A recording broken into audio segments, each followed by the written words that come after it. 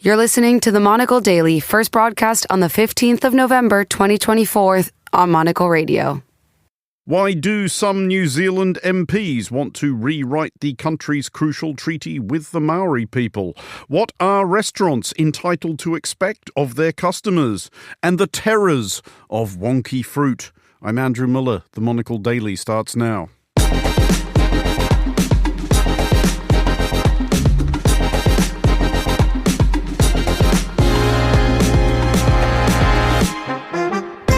Hello and welcome to the Monocle Daily, coming to you live from our studios here at Midori House in London. I'm Andrew Mueller.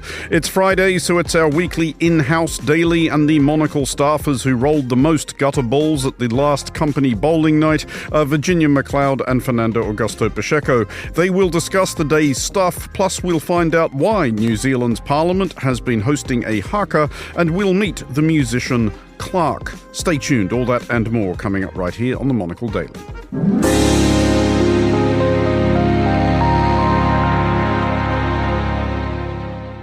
This is the Monocle Daily. I'm Andrew Mueller, and we start in New Zealand, not normally one of the world's more uproarious polities, but currently beset by protests on its streets and inside its parliament.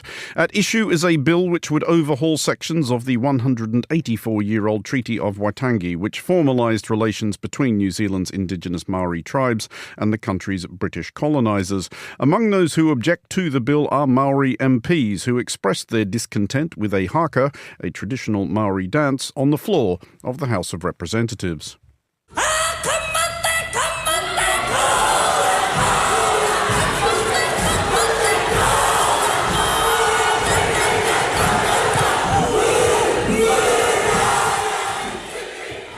And who can argue with that? I'm joined now by Natalia Sutherland, a New Zealand reporter who usually joins us from Auckland, but has now relocated to London and is therefore right here in Studio 2. Natalia, welcome to the Daily. Thank you for having me.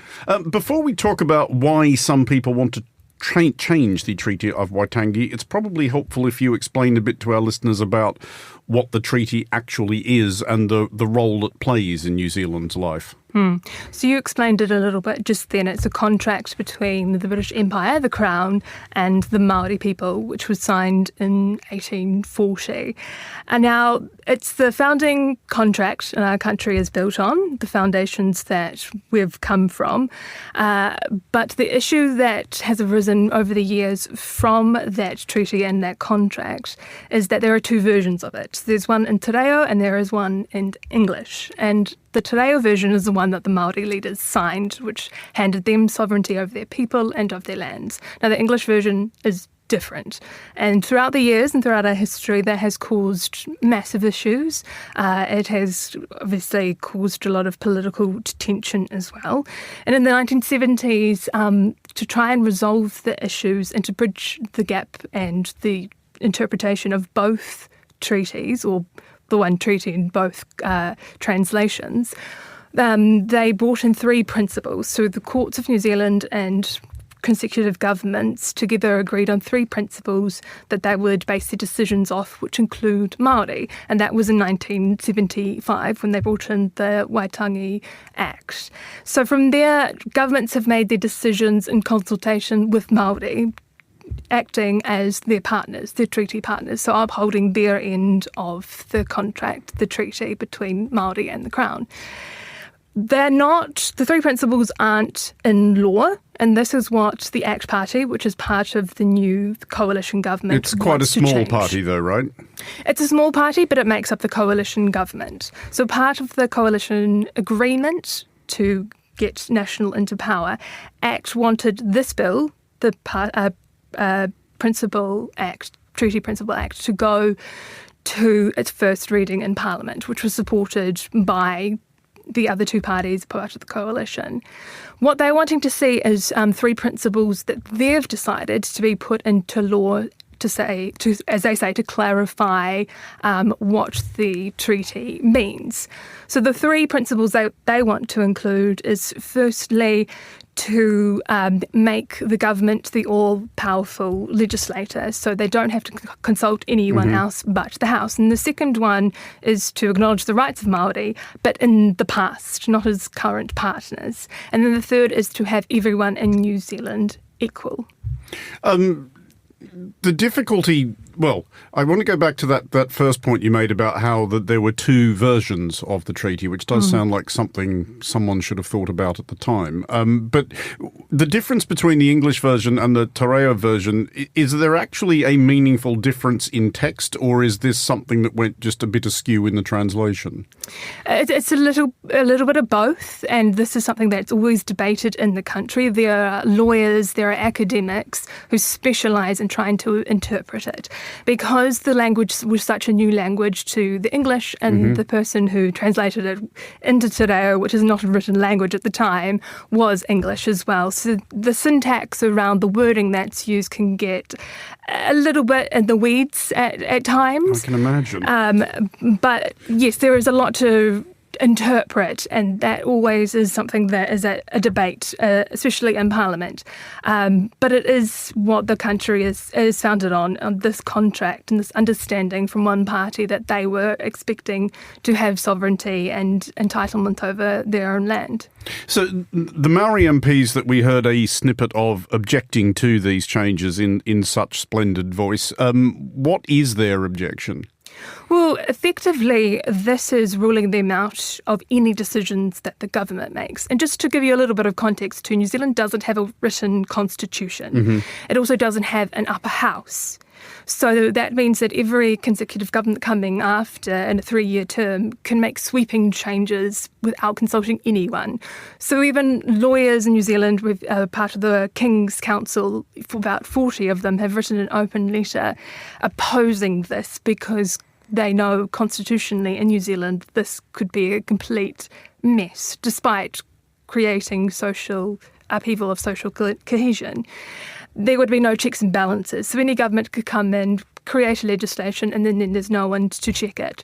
So although it's a messy system we have at the moment, consulting Māori, going through the court process to get certain legislation passed, does keep the government in check. So this would give quite large powers towards any government that is currently in power.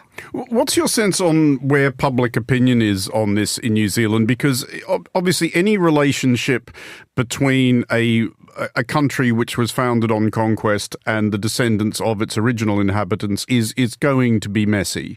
But it's usually, the case is usually made in favour of New Zealand, that New Zealand has done about as good a job of managing that as might be imagined, certainly when compared to my own home country of Australia and also to countries like Canada and the United States. Does that sort of admiration that other countries have for New Zealand's management of this register with the New Zealand public? Oh, absolutely. At the moment, there's a 9-day, what we call hikoi, or protests going throughout the country. And as of yesterday, about 10,000 people took to the streets to protest this. I think the sentiment back home is that this is divisive. It's not a topic that New Zealanders want to address yet. A lot of people don't even really understand the treaty and the 3 treaty principles. And with a cost of living crisis, this doesn't really feel like it's the right priority or the conversation that needs to be had. Also, a lot of New Zealanders have worked to have good race relations in New Zealand, and this feels like an unravelling of all the work we've done. And as one ex-politician said recently, this bill is embarrassing New Zealand on the global stage as well, because we do pride ourselves in social cohesion and working together with our treaty partners. So where do you see this going? I mean, is this bill likely to make it onto the books, or is this basically just a bit of a stunt by a small party trying to attract attention to itself? It's a little bit of a stunt, but as David Seymour, the leader of the ACT Party who put forward the bill, said this week, it's about sowing the idea, not so much making sure that this bill passes. So they haven't got any backing from anyone in Parliament. A National and New Zealand First, part of the coalition, said they'd support the first reading in Parliament. But effectively, after it goes through select committee, it will be dead once it goes to a vote in the House. But again, as I just said, David Seymour isn't so worried about this bill passing. He wants it to pass in the future. He's just setting the groundwork to build public momentum behind this. Natalia Sutherland, thank you very much for joining us. You're listening to The Daily.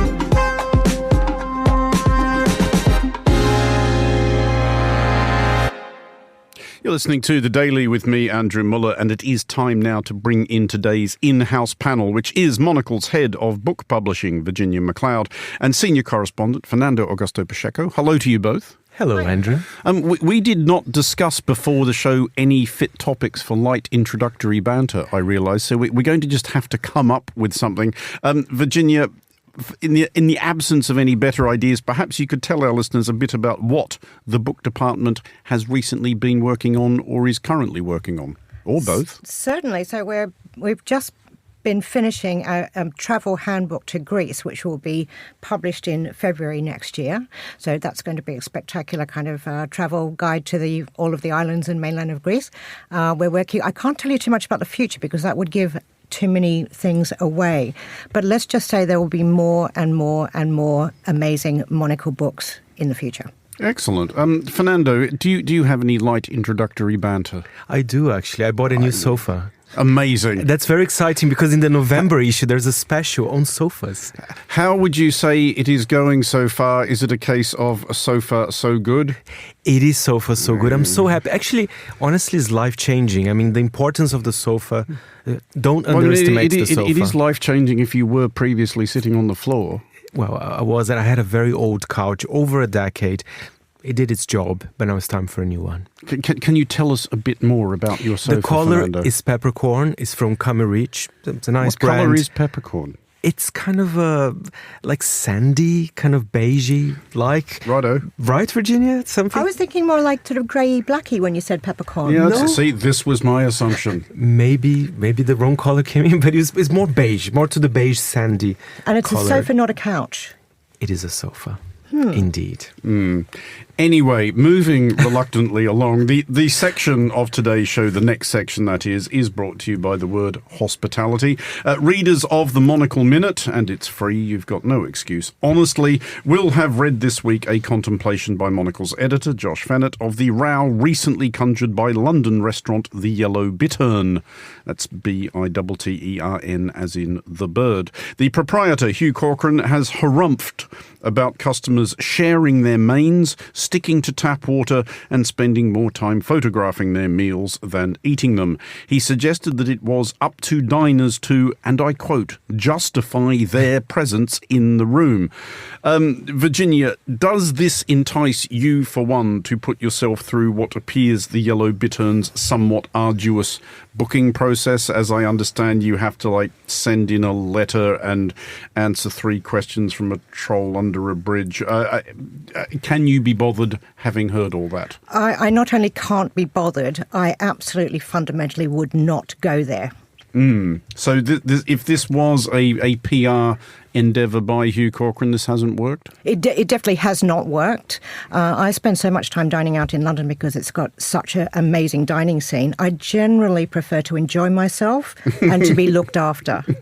Fernando, what do you think? To what extent is... Because I can understand how restaurants might get frustrated with certain customers because running a restaurant is a difficult, arduous and economically marginal pursuit, and I can imagine you starting to see the little bit if you've just got that one person who has come in and ordered a cup of coffee and sat there for 3 hours. Listen, I agree with Hugh, the chef, in a few things. For example, I hate sharing plates. I really do. I think not even with my partner or with my mum, I would like to do that. And I think tap water is boring. I think it doesn't taste as good. I think it's overrated. But I also like niceness, I like smiles, and to be honest, I wouldn't visit the restaurant because I'm feeling a little bit scared to visit, that I would do something wrong. And I am someone that I like to obey the rules, so I think I would be quite stressed and not be able to enjoy my glass of wine. Do you know what I mean? I mean, Virginia, do you have any mental limits on what you will and will not endure from restaurateurs? I confess that I do bristle somewhat, especially if you're going to a place where you're going to be on the hook for a decent amount and they sort of say, yeah, we need you out of here by 9 o'clock. That's very irritating. That does wind me up somewhat. Yes, that sort of falls into the category of I do not feel like I'm being looked after or welcomed or loved for my money. But the one that is irritating me most at the moment is when they fine you for cancelling. Now, I'm okay with this in principle because I think that people should turn up for their reservations, and I always do. I would never just not turn up. But now you have to put in your card, and they're going to charge you if you cancel within 24 hours. Now, recently, I had to cancel on the morning of an evening reservation, and they said, because you haven't done it in the 24 hours, we're going to charge you £25 per person. That's £50. And this upset me. This is too much money. So I asked them if I could shift the date of the reservation. They said, yes, certainly. So that reservation is now tonight. And I'm now going to go to that restaurant because I have to in order to not pay the £50 fine. And I'm going to have a punitive dining experience in which I order the value less than £50 and then walk away. See, the trouble is there, Fernando, you can see, again, the bind that restaurants are in, as in if somebody doesn't turn up and they do have a table which somebody else could have used, then that does cost them. But I guess my assumption would be if you fine a customer for doing that, they may turn up for the punitive meal, as Virginia is suggesting. They're not coming back again after that, are they? But let's be honest here, Virginia, you called in the morning. Most people don't do that. And I do think this is disrespectful. If you book a table and you don't tell the restaurant in any way or form, you shouldn't do that. But okay, things happen. I mean, we live in a world because of work, family, all sorts of things. I mean, even if it's in the morning, it might not be ideal for the restaurant, but come on, they have to be flexible in that way. And can I share a little bit one of the pets hates? I don't know if you would agree with me when the waiter comes and say, do you want to know more about our concept of sharing plates or whatever? I don't really, because I am a little bit OCD. I know exactly what I want. And one day I went to a restaurant in London, I'm not going to name it. They were telling the history of the potatoes as well. Apparently they were happy potatoes. He did say the word happy potatoes. They were happy potatoes? Yeah, and he was not being ironic. How can you tell? I mean, they were lovely. They were on a boat. I even forgot the story. It was quite boring, but he did say... I mean, there is an upper limit on how exciting a story about a potato is going to be. But no one wants to eat a miserable potato. At least they were happy. Come on. At the risk of sounding callous, I simply could not possibly care less what sort of mood the potatoes were in. What I'm trying to do here, Virginia, is figure out what customers are entitled to. Where are you, for example, and I'm going to hang out there the fact that I have done this many more times than once in my life. Is a customer entitled to say to the restaurant, will you please turn down that ghastly din you are broadcasting over the speakers? I am trying to talk to the person I have come here with. Yes, this is something I have also done, and they turned it down a little bit, and the speaker was right above my head, and it was just completely frustrating. I don't know, there's maybe something wrong with the design of the restaurant if they feel the need to fill the void of some kind with music. I don't think there should be music, ever. No, I agree with that. I think it's not something wrong with the restaurant, it's something wrong with the customers. Come on, they should hire a music curator. Here I am. I'm available for hire. But I think you can have music, but of course, gentle music, some cute bossa nova, nice instrumental. Of course, not heavy metal or or techno. It's all unnecessary unless people have gathered there for the specific purpose of listening to it, Fernando. There just should be none. But genuinely, just before we move off this topic, I do want to ask you both whether you think. I'll ask you first, Fernando, whether your dining out habits have changed in the period after the pandemic or whether you think other people's have, because I find myself somebody who used to go out to eat a lot, less and less keen on doing it because it has become a lot more expensive, which I realise is not the fault of the restaurants, but it's just become unpleasant. And it's become unpleasant because the restaurants are inhospitable places, and it's become unpleasant because a non-zero number of adult human beings have just forgotten how to behave in public. Well, my habits have changed as well, but I love going out. I am going out tonight as well. I think I'll mention the restaurant I love. It's Colbert in Sloane Square. It's a classic French cafe, really good food. I'm just being a little bit pickier, you know? So before, my friends used to invite me to a restaurant and say, oh yeah, sure. But now I look at it and say, you know what? I don't want to eat that food for that price. Maybe come home and have a glass of wine. But if it's a good restaurant, I don't mind. So I'm just picky. I still go out. I love eating out. It's a very important part of my life. But I'm picky. Don't take me to a bad restaurant. Is that the key then, Virginia, to be picky? Because it is now definitely very much the case in London that it is entirely plausible to get served an average pizza and a couple of glasses of supermarket red and get stung with a bill for 50 quid. Oh, yes. I think there is so much to choose from in London. Like Fernando, I love dining out in this city. I really think it's absolutely exceptional. But there is, as many good places, there are bad places. So I do my research and I really look forward to going places. I probably adjusted the type of places I like to go to from, I'm no longer that interested in kind of fine dining, but I really like a proper good pub with good food. So it's good food cooked well. I'm a massive fan of that. Which put like that doesn't seem like that much to ask for. Moving along somewhat, and fans of the seamless segue should strap themselves in for this one. Bananas are a thing that might conceivably be served in certain restaurants, and bananas are broadly the next subject for discussion. Not quite sure that one came off, but still, you can only try. It has emerged that Sweden's Minister for Gender Equality, Paulina Brandberg, is utterly terrified of the yellow bendy fruit, to the extent that among the duties of her flunkies is scoping any room she is about to enter to intercept and, if necessary, destroy any bananas on the premises. To the minister's credit, she has acknowledged that the phobia is weird and she is seeking professional help. Fernando, this is the item that you were absolutely born to discuss, because what everybody at Monocle well knows, and what our listeners are about to find out, is that you have many and profoundly felt opinions about what you shiveringly refer to as wonky fruit. Well, I hate ugly fruit and wonky fruit, as you know, but I have something to confess. I also have banana phobia. Banana phobia. Is that the technical term? It is the technical term. It is true. I absolutely hate bananas, and so much so I used to sit close to Sanimpi, our colleague here, and she loves bananas. And every time I actually had a conversation with her, San, would you mind when you eat a banana, maybe not in front of me, and perhaps don't throw it in the garbage that was in the middle of us as well. So I think I do have some symptoms of it. Mm-hmm. Not quite like Paulina Brandberg, but I can relate so much. You have a mild case of banana phobia. I have a mild case, and I'm definitely against bananas. And moving to the UK was quite stressful because I thought, Brazilians love bananas as well. Was that why you left Brazil? But then I came here, and the Brits, they love bananas. It's the most consumed fruit in the country. So it was the wrong choice. You chose your exile poorly, Fernando. Exactly. I mean, genuinely, because I know most people, I think, have some sort of slightly weird phobia to some level or another. And it's not always necessarily a thing to be glib about, but by golly, I'm going to be glib about this because, face it, it's bananas, which are just an inherently amusing fruit. But have you ever been able to isolate what it actually is about the banana? It's so many things. It's the mushy, it's the mushy texture. It's the smell. I mean, I'm not even sure if that's the case.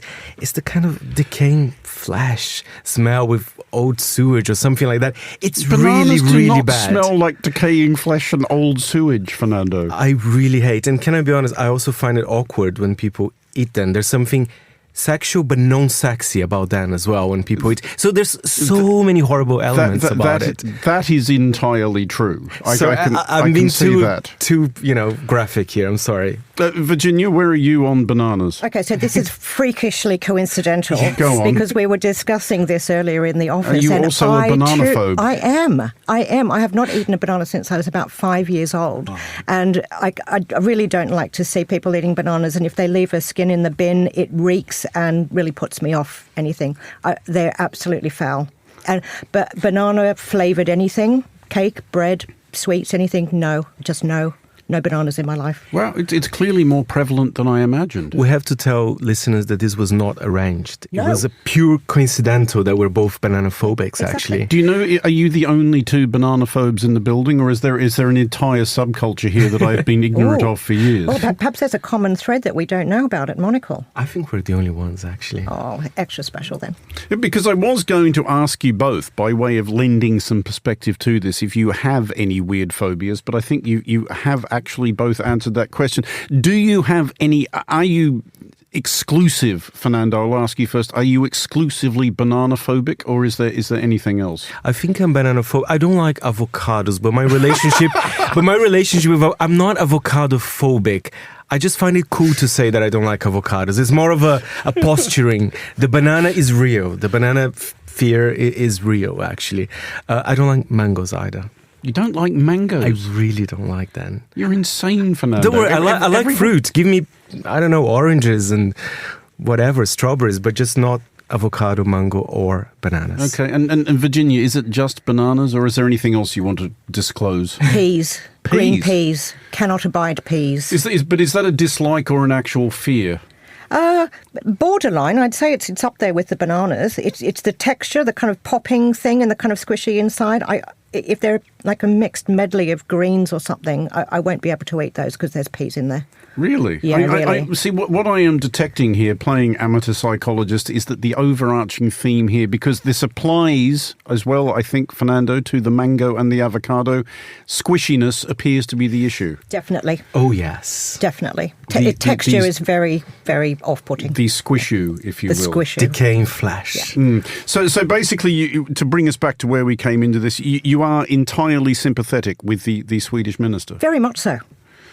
Fernando, would you like to have a retinue of flunkies employed to clear rooms of bananas before you walk into them? I would love that. In fact, I'm a little bit concerned with Paulina. I mean, I wonder if she has an even worse case than us, you know, and then if I already hate it, I mean, she's suffering. I feel sorry for her.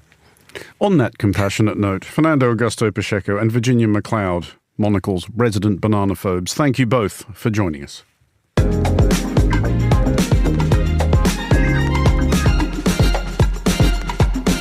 Finally, on today's show, it took over 20 years and 15 albums and or soundtracks for the veteran British electronic producer Clarke to fully lend his own falsetto voice to the chaotically euphonic style of his music. His 2023 album, Sus Dog, saw Clarke collaborate with Radiohead singer and longtime fan Thom Yorke, producing one of the most human electronic releases of recent years. Clarke's latest creation is the often unsettling and equally mesmerising soundtrack for Nakash Khalid's award-winning debut feature film In Camera, about a young actor being churned through the nightmare of auditioning in the London film industry. Monocle's Gunnar Gronlid spoke with Clarke earlier and began by asking the artist to describe his musical style in his own words.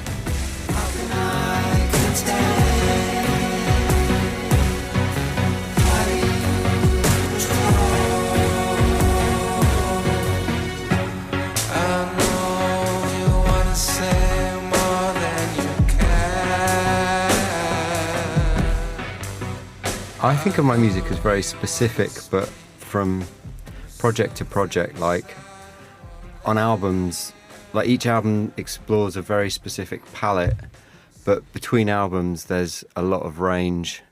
I would say it's very controlled and very chaotic, but the chaos aspect seems to happen in the initial stages of writing, and then I just turn into a control freak and kind of try and sculpt it into something that I just want to listen to again and again, basically. Yeah. No, I mean, I absolutely hear that sort of tension between chaos and control in your music. And I wonder, how did you initially sort of start to find that style? I mean, I read that early on when you were like 9, you were playing violin in like an orchestra and things like that. Yeah, I mean, I actually kind of hated the violin and would play the drums after, because I didn't have like official music lessons because they were too expensive. I just had lessons at school, and then there was like an orchestra that the school ran. But I kind of hated it. I didn't really enjoy the classical music I played and was much more into drums, but it's kind of weirdly have got much more into classical music as I've aged. I mean, I always loved Bach and That's probably about it, actually, until at the age of about 30 when I started sort of broadening out. But it definitely, it embedded something like a love of instrumentation. But I guess when I was a teenager, I rejected all of that quite dogmatically, militantly. It was a bit of a personal manifesto just to get really into electronic music because it was so fresh at the time. I guess it was like mid-90s and I'd never heard anything like it, and it just seemed so much more alive and magical than the tired old acoustic, like real music in quotes, I was hearing at the time. It just had this energy that I was completely mesmerised by. But as time's gone on, I think also as you get older, you sort of, you don't need your identity to rest in such a sort of polarised against all camp. And so it sort of, I just really enjoy playing instruments now as well and kind of fusing the two. Well, I mean, getting into one specific solo record, Sustog, that you released last year, is your first major sort of vocal album where you're singing I guess a lot. So, yeah. How did, because from everything that I've read and listening to it, it's absolutely fantastic. It seems like a lot of people agree it's really one of your absolute best albums. So after this like 2-decade career and then finally really bringing your voice to the fore and getting this kind of response, how does that feel? I never want to put anything into the world that doesn't feel necessary. I know that probably sounds a bit trite, but it was just a process of recording a lot of, just singing a lot and finally getting comfortable with how my voice, not only comfortable, but actually actively enjoying like what my voice was doing on a song. And yeah, so Sustog, I felt like I'd found this spot where, yeah, it feels like the beginning of something. And did you learn a lot working with Thom Yorke on that? I did, yeah. We just had a few very long Zoom calls and then just like torrents of emails back and forth, and his notes were basically subtractive. It was like, don't put anything else on that. Don't tweak your voice. It's fine. And then, yeah, like Medicine, the track that he collaborated on was probably the least problematic song because it was all just one take. Everything, his bass playing, my vocal, which I sang in one take, the drums one take, the synth one take. It was kind of like this weird free jazz thing that turned into a song. And how about this latest film, In Camera, directed by Natalia Sutherland? Yeah. How did you end up in that project, and sort of how have you approached the music for this specific film? It was really actually one of the easiest experiences. Not like the writing was challenging, but in terms of our dynamic, it was really great. The first thing I sent him became the theme. We just had this one call, and then I'd read the script and seen an early version, and I just wrote this one thing with this weird vocal in it that I just sang into my iPhone and reversed and I didn't treat it at all. So it's got this very sort of quite confronting edge to it. And I thought, he's not going to go for that, but I like it. But he went for it and it became the theme. And then everything after that fell into place because I was so convinced of his direction and his willingness to explore and just kind of, he would just welcome curveball decisions, even if they weren't used. It was like, just he's a very open-minded, curious guy. And yeah, it was really, really fun to work on that film.